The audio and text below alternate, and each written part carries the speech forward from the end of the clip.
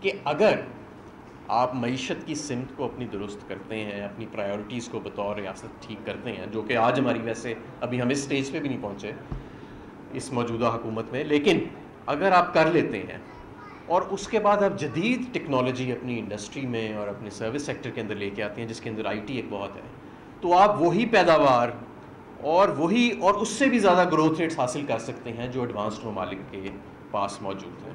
اور اس کی ایک بہت بڑی مثال ہمیں چین کے اندر نظر آتی ہے کہ چین نے بڑے کم عرصے میں بہت زیادہ ترقی کا جو سفر طے کیا, اس کے اندر اس ٹیکنالوجی کا ہاتھ تھا جس کو ہم کیچ اپ ہائپوتھسس کے ذریعے انہوں نے بڑے rapid rates of growth achieve کیے, اور 20 سے 30 سال کے عرصے کے اندر وہ ایک ڈیولپڈ ملک اور ہائی انکم کیٹیگری میں اب شامل ہوتے چلے جا رہے ہیں. تو میں سمجھتا ہوں کہ یہ پروگرام اور آئی ٹی انڈسٹری خاص طور پہ اس لیے بھی اہمیت کی حامل ہے کہ اس کے اندر وہ پیداوار کو سڈنلی بڑھانے کا ایک بہت بڑا پوٹینشیل ہے. اور میں آپ کو بتاؤں کہ اس وقت آئی ٹی کی ڈپلائمنٹ کے لیے ہماری اتنا پوٹینشیل ہے, نہ صرف کہ ہماری پرائیویٹ سیکٹر میں بلکہ ہماری گورنمنٹ کے اندر. ہماری ان ڈاکیومنٹڈ اکانومی جو ہے وہ ڈاکیومنٹ ہو سکتی ہے اس آئی ٹی سیکٹر کے ذریعے. ہمارے پاس ابھی تک کوئی ایویڈنس بیسڈ پالیسی میکنگ نہیں ہو رہی, ڈیٹا انالیسس نہیں ہو رہا, وہ آئی ٹی سروسز جو ہیں, اور اس کے اندر ایک بہت بڑا ہاتھ ایچ آر کا ہے کہ ہمارے پاس ایچ آر نہیں ہے, وہ ایچ آر نہیں ہے جو ہمارے پاس ہونا چاہیے ان سارے ٹولز کو ڈپلوائے کرنے کے لیے. تو ہمیں اب بہرحال میں سمجھتا ہوں کہ روایتی جو ہمارا تعلیمی سٹرکچر ہے اسے اب ہمیں بڑا ریڈیکلی ریفارم کرنا چاہیے, اور انڈسٹری ایکیڈیمیا جو مس میچ ہے اس کو ہمیں برج کرنا چاہیے. ہمیں ڈگریز کے بعد اسکل ایکوزیشن کے اوپر ہمیں بہت زیادہ توجہ دینی چاہیے. اور اگر ہم یہ سب کچھ کر لیں تو آج جو ایچ آر کو یہاں اگر ہم اپنے ملک میں ٹھیک کر لیں تو میں سمجھتا ہوں کہ یہ ملک جو ہے اس کی ایک لمٹ لیس پوٹینشیل اس کے اندر الحمدللہ اللہ تعالیٰ نے عطا کیا. یہی چیز میں سیاست میں بھی کہوں گا کہ سیاست میں بھی ہم اسی روایتی انداز سے ابھی تک چلے آ رہے ہیں, اور جو ہمارے پولیٹیشینز پارلیمنٹ میں آتے ہیں ان کے پاس کوئی اسکل سیٹ نہیں ہوتا. وہ جنازے پڑھ کے اور اپنے علاقوں میں جس طرح بھی جو ہمارے طریقے ہیں پٹواریوں کے ذریعے اور دوسرے کے ذریعے ووٹ حاصل کرنے کے, وہ تو پہنچ جاتے ہیں, لیکن اس کے بعد جب وہ اسمبلی میں پہنچ جاتے ہیں تو جب پالیسی میکنگ کی بات ہو رہی ہوتی ہے تو وہ ایسے منہ اٹھا کے دیکھ رہے ہوتے ہیں کہ جیسے یہ کسی اور زبان میں بات ہو رہی ہے. اور یہ بہت بڑی تعداد ہے ایسی, آپ کو جان کے حیرت ہوئے گی. تو وہاں پہ بھی اگر آپ دیکھیں گے تو کیونکہ ہمارا سٹرکچر سیاست کا ایسے ہے کہ وہ عمران خان صاحب عموماً کہتے ہیں کہ وہ لیڈرز پروڈیوس نہیں کرتا, وہ پگمیز پروڈیوس کرتا ہے, وہ بونے پروڈیوس کرتا ہے, وہ لوگ پروڈیوس کرتا ہے جو میونسپل لیول کی سیاست جو ہے اس کے اندر ان کی ساری سوچ ہوتی ہے, ان کی کوئی میکرو سوچ نہیں ہوتی. وہ آج بھی آپ کبھی آپ جائیں نا کسی منسٹر سے پوچھیں کہ بھئی آج آپ نے کیا کام کیا, تو وہ آپ کو کہیں گے جی آج ہم نے اتنے ٹرانسفر پوسٹنگز کیے, آج ہم نے اتنے لوگوں کی کھلی کچہری کی, اتنے لوگوں کا یہ کیا. وہ آپ کو ٹرانسفارمیٹیو ریفارمز کے بارے میں کوئی بات نہیں کر سکیں گے کہ وہ ٹرانسفارمیٹیو ریفارمز کیا ہیں جس کی بنسبت آپ کو کھلی کچہری نہیں کرنی پڑے گی.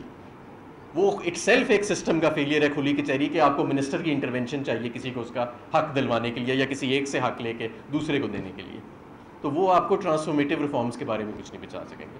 ٹرانسفر پوسٹنگز بھی ایک سسٹم کا فیلئر ہے, یعنی کہ ایک سسٹم ایچ آر کی مینجمنٹ کا ایسا موجود نہیں ہے حکومتی ڈپارٹمنٹس کے اندر جہاں پہ میرٹ کی بنیاد کے اوپر اور نیڈ کی بنیاد کے اوپر ٹرانسفر پوسٹنگز کی جائیں بلکہ سفارش کی بنیاد کے اوپر کی جاتی ہیں. تو وہ بھی ایک سسٹم کا فیلئر ہے, اور وہ اس کو اپنا ورک پرفارمنس یعنی کے پی آئی کی پرفارمنس انڈیکیٹر جو ہے سیاست کے اندر سمجھتے ہیں کہ ہمارا کے پی آئی ٹرانسفر پوسٹنگز اور کھلی کچہری ہے, حالانکہ یہ سسٹم کی فیلئر کو ریفلیکٹ کرتا ہے. ان دونوں چیزوں سے جان کیسے چھڑانی ہے اور وہ کون سے ریفارمز ہیں جن کو لے کے آنا ہے جن سے جان چھوٹے گی, اس کے بارے میں ان کو الف بے کا نہیں پتہ. اور یہی وہ ہمارا سیاسی نظام ہے جو پگمیز, جو بونے پروڈیوس کر رہا ہے, جو لیڈر پروڈیوس نہیں کر رہا, جس کی سوچ ہوتی ہے اپنے ملک کا وقار بلند کرنے کی. اور میں یہاں پہ نام بھی لوں گا, ہمارا مستقبل بلاول اور مریم نہیں ہے, یہ بلو ایوریج انڈیویجولز ہیں. تو میں آپ کو بتاتا ہوں کیوں بلو ایوریج ہیں. میں خواہش یہ کرتا ہوں کہ میں یہ کہوں کہ جی یہ میڈیوکر انڈیویجولز ہیں, یہ میڈیوکر بھی نہیں ہے, یہ بلو ایوریج اس لیے ہیں کیونکہ انہوں نے ایک تو زندگی میں کبھی کام کوئی نہیں کیا, ایک دن بھی کام نہیں کیا, لہٰذا ان کے پاس یہ اسکل ایکوزیشن بھی نہیں ہے, ہنر ان کے پاس کوئی نہیں ہے. اپنی جماعتوں کے اندر بھی انہوں نے کام نہیں کیا. ایک سینس آف انٹائٹلمنٹ ہے, ایک پرچی لے کے آ گیا اور ایک وہ اپنے والد کا پیغام لے کے آ گئی, تو وہ دونوں اپنے پارٹیوں کے اوپر بھی حاوی ہو گئے. ایک وقت ایسا تھا اسی سیاست کی وجہ سے اور ایسی روایتی سیاست کی وجہ سے کہ ہمارے ملک کی یوتھ دور ہو چکی تھی پاکستان کی سیاست سے. سیاست کو ڈسکس کرنا جو ہے وہ ایک آپ جس طرح کہتے ہیں نا کہ اس کو اچھا نہیں سمجھا جاتا تھا یوتھ کے اندر, اور آج آپ دیکھ رہے ہیں کہ یوتھ پاکستان کا سیاسی منظر عام تبدیل کر رہی ہے, سرے سے تبدیل کر رہی ہے. 70% پاکستان تو یوتھ ہی ہے نا, انڈر 35 ہیں سارے, تو سب سے بڑا سٹیک ہولڈر تو یہی ہیں. اور یہ جو یونیورسٹیز ہیں ہماری, ان کو تو نرسری ہونا چاہیے صرف سیاست دانوں کی نہیں بلکہ سیاسی آئیڈیاز کی. مجھے یاد ہے کہ 9/11 کے بعد میں بھی اسٹوڈنٹ یونین میں تھا لنڈن میں, تو جو یہ ملین مارچز کا آغاز ہوا تھا وہ اسٹوڈنٹ یونینز نے کیا تھا, اور وہاں سے یہ پوری ایک تحریک چلی تھی, اور آج لیبر پارٹی کو اس نے ختم کر کے رکھ دیا اس تحریک. تو میرے دوستوں ساتھیوں اور میرے ساتھی طالب علم, انڈسٹری ایکیڈیمیا کے اندر ہمیں یہ جو گیپ ہے اس کو ہمیں برج کرنا پڑے گا. ڈگریز کو اسکل ایکوزیشن کے لیے ایز اے اسٹیپنگ سٹون تصور کرنا پڑے گا, ایز این اینڈ نہیں صرف تصور کرنا پڑے گا. ہمیں سیاست کے اندر جو ٹریڈیشنل مولڈ ہے اس کو توڑ کے اور ٹریڈیشنل پولیٹیشین سے نکال کے اس کو نئے ینگ جو آپ جیسے طالب علم ہیں ان کو سیاست میں شامل کر کے ٹرانسفارمیٹیو ریفارمز کی طرف لے کے جانا پڑے گا. اور پھر آپ دیکھیں کہ یہ ملک انشاءاللہ تعالیٰ کیسے ترقی کرتا ہے, اور یہ ملک ان اسٹیشنز پہ پہنچے گا, وہ اہداف حاصل کرے گا جس کے لیے واقعی ہمیں تخلیق کیا گیا تھا. تو میرے دوستوں ساتھیوں, آج ہماری معیشت بھی بڑے خطرے میں ہے, اور آپ دیکھ رہے ہیں کہ کوئی ڈائریکشن نہیں ہے ہمارے ملک کی معیشت کی. لیکن میں آپ کو یقین دلانا چاہتا ہوں کہ مایوسی کی بات نہیں ہے. ہر رات کے بعد ایک صبح ہوتی ہے, اور انشاءاللہ تعالیٰ یہ جو ابھی ہمارے اوپر موجودہ نظام ہے یہ ختم ہوگا, اور یہ سختی ختم ہوگی, اور ہم انشاءاللہ تعالیٰ ریکوری اور ریپیئر کا جو ایک سلسلہ شروع کریں گے وہ ہمیں انشاءاللہ تعالیٰ واپس عروج کی بلندیوں پر لے کے جائے گا. میں یہ بھی آپ کو بتاتا چلوں کہ آج سے چند ماہ پہلے تک ہماری ڈائریکشن زیادہ دور نہیں تھی ان چیزوں سے. ہماری آئی ٹی ایکسپورٹس جو تھیں وہ ڈبل ڈیجٹس میں جا چکی تھیں. آج انفارچونیٹلی اسٹارٹ اپس کلوز ہو رہے ہیں دوبارہ.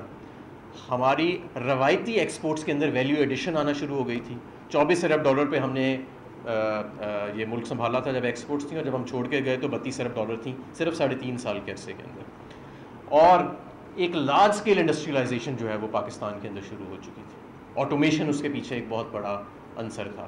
لیکن انشاءاللہ تعالیٰ ہم واپس اس راستے پہ جائیں گے, اور انشاءاللہ تعالیٰ یوتھ کے ساتھ واپس اس راستے پہ جائیں گے. بہت شکریہ.